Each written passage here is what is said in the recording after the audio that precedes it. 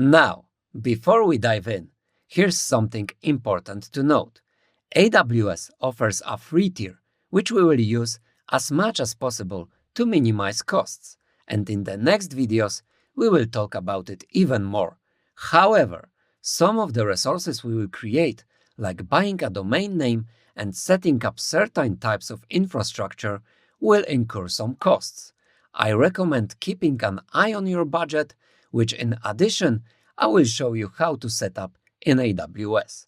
But despite that, it is a good habit to stop or delete any unused resources after each session to avoid unexpected charges. I will remind you of this throughout the course too. Of course, if you would rather sit back and watch me demonstrate everything, that's perfectly fine. This course is about learning, and you should approach it in the way that works best for you. Regarding videos itself, if you feel like I'm moving too quickly or too slow, remember you can always adjust the speed using Udemy's playback controls.